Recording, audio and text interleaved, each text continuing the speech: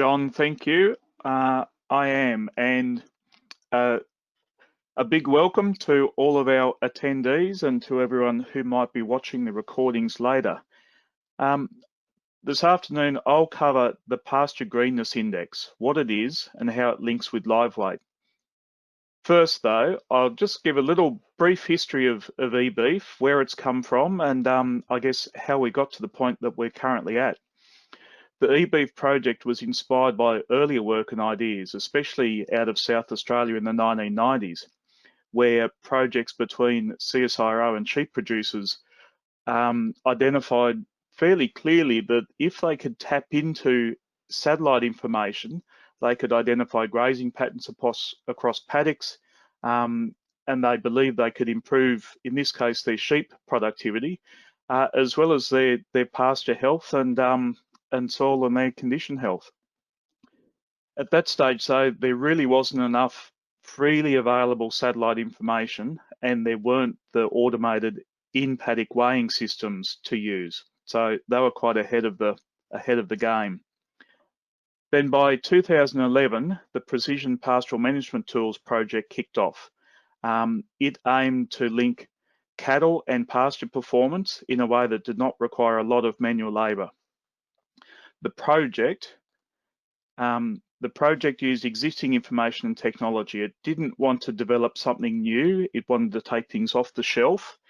And so it chose to use the automated walkover weighing system that Tim Driver will talk about in the next presentation, and also a satellite-based greenness index. The project worked closely with beef producers across Northern Australia to identify how this information could be applied in making decisions. The Pasture Greenness Index that the Precision Pastoral Management Tool was looking for needed to be simple, readily available, and a satellite measure of pasture performance. Now, quite obviously, pasture greenness links strongly to rainfall, to pasture growth, to diet quality, and cattle growth. The most widely used and readily available pasture greenness index is known as the Normalised Difference Vegetation Index. Thankfully, abbreviating to NDVI,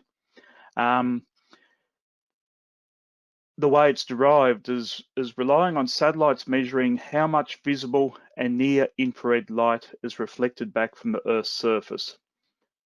When plants are actively growing and green, they strongly absorb the visible light, so that's actually used by the plants in photosynthesis, and it doesn't bounce back up to the satellite to measure. But what does bounce back up to the satellite to measure is the invisible near-infrared light. So the NDVI index is a ratio between those two types of light. What that means is that the amount of green on the surface of the Earth can be estimated from sensors on satellites.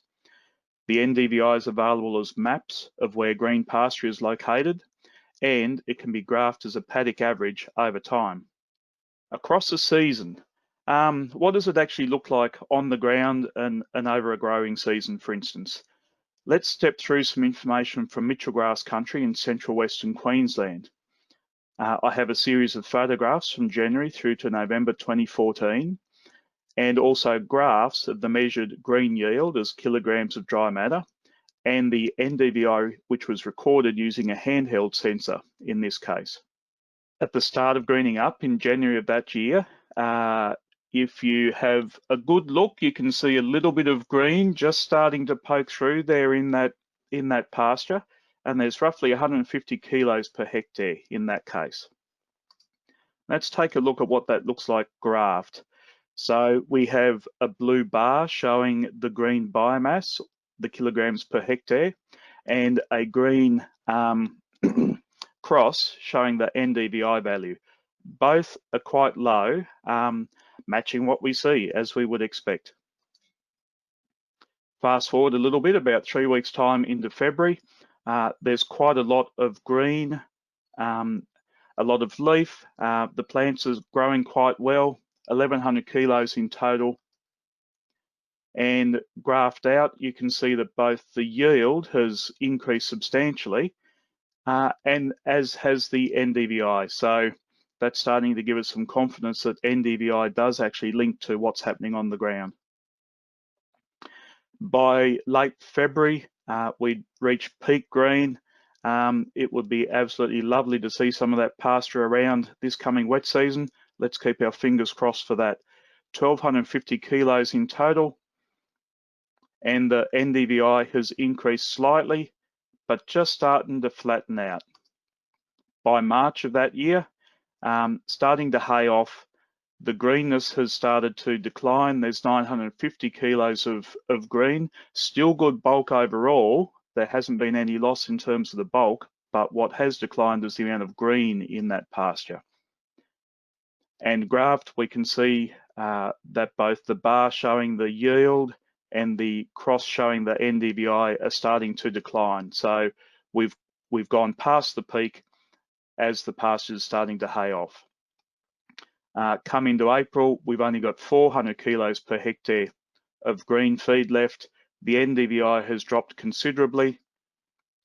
Coming through into July, 200 kilos per hectare. Obvious that pasture's also been grazed in the months since the first photographs were taken. The NDVI has tapered off, as has the green yield. In September, there was a little bit of unseasonal rain back in 2014. We weren't able to actually measure any change in the green yield through cutting and harvesting the pasture, but we did get a little kick in the NDVI. So it was actually able to detect that little bit of freshening up in the pasture in response to that unseasonal winter rain. But by November that year, unfortunately, conditions were quite dire. Heading back into severe drought, only about 100 kilos per hectare of green, and the NDVI value had tailed off considerably. So that's just to give an idea of what the NDVI looks like out in the paddock. And I guess to give everyone some confidence that as the pasture does respond to rainfall, the NDVI also increases. It can be used then as a guide to the timing of peak pasture yield and also to the length of the growing season. It can be used as an historical benchmark for pasture, paddock, or property pasture growth, as a guide to timing restocking after wet season spelling, or as a guide to the timing of pasture haying off and associated decline in feed quality. Across a paddock or property, it can also be used as a practical guide when it's mapped out like this to the response to rainfall.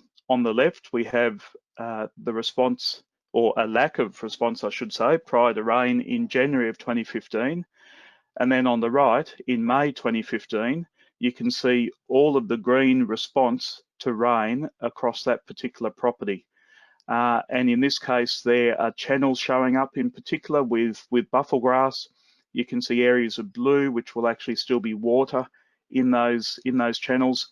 So you can see that it gives you a good impression right across the property as well as to what's going on. And in particular, it can help you visualize, let's say after you've done your water run, how far the feed that you've seen on that water run actually extends across the paddock.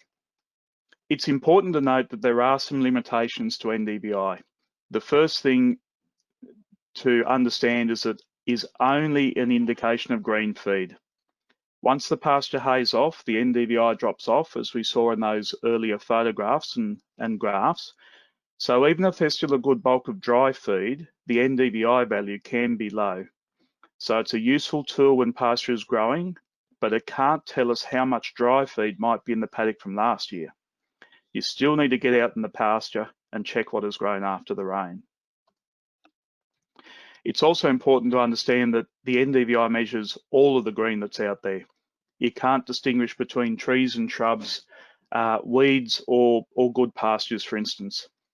It also means you can't see under really thick tree cover, but trees and shrubs increase in greenness and NDVI over the growing season. So as long as there's pasture underneath, you know that pasture will also be greening up under the tree and shrub cover. Where it starts to get really useful, however, is when we link NDVI to cattle live weight.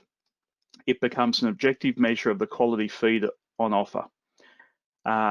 Having the live weight data included overcomes limitations such as not knowing if it's pastures, trees, or weeds or good feed that's actually greening up. And I guess quite obviously, live weight gain is the best measure that we have that the pasture is providing a high quality diet.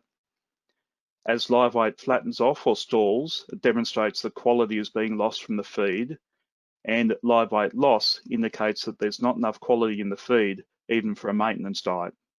Okay, John mentioned taking a deep dive. Let's take a deep dive into the relationship between live weight, which is shown here on the graph in brown, and NDVI, which is shown here in green in the graph. First of all, let's trace what's happening as the NDVI responds to rainfall. It increases as we'd expect and peaks, in this case, in May before gradually declining. Where things get, I guess, particularly powerful is where we can link that decline in NDVI with the cattle live weight data. So you can see that the live weight increased in response to the better quality feed, increased to more greenness. And then we see a plateauing, starting at about 5 or 6 weeks after the peak green. The cattle live weights then start to decline. In this case, it was July, and we can picture that as a critical weight loss value associated with the NDVI. It's about 8 weeks in this instance after the peak NDVI, and on this particular scale, at a value of about 24 for the NDVI. What that tells us is that for that particular paddock, in the future, when the NDVI drops down to 24, the cattle live weight will also be declining. So that can help us to start making decisions that are better informed about, for instance, when cattle might start to lose weight in that particular paddock. Understanding that relationship or interplay between the cattle live weight and the NDVI values can help with timing supplementation decisions, anticipating realistic weight targets, anticipating sale dates, destocking and restocking, choosing paddocks with the best green feed, and timing of wet season spelling, plus more. The main ideas in the eBeef project then have come from these earlier projects, but they've taken a step further by making it easier to see how decisions can influence pasture cattle and also business performance. Funded through Landcare, DCAP and other agencies, it is helping provide information for sustainable production, aiming for healthy businesses, healthy cattle, healthy pastures and healthy soils. eBeef is also exploring how other technologies can be used to reduce costs, support decisions and improve sustainable production. Later presentations will cover some of the technologies being looked at and the AgriHive business platform being used in the eBeef project. Other sources of satellite data are being looked at, such as fractional cover data that is available through the forage products that Grant Stone will cover in a later presentation. Just to sum up, NDVI provides an objective measure of pasture response across a property and over time. Linked with cattle live weight, it becomes a powerful measure of pasture and cattle performance.